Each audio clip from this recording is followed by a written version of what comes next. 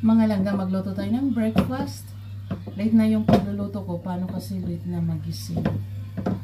Kaya samahan niya ako. Magluto muna ako ng sausage. Unahin natin yung sausage.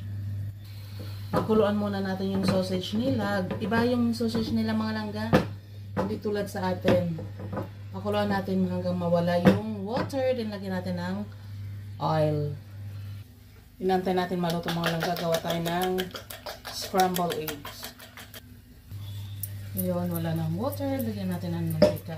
Nilagyan ko na pala.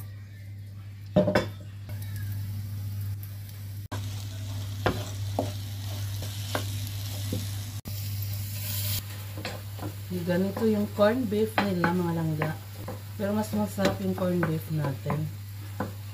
Malasa. Lagyan natin ng onions.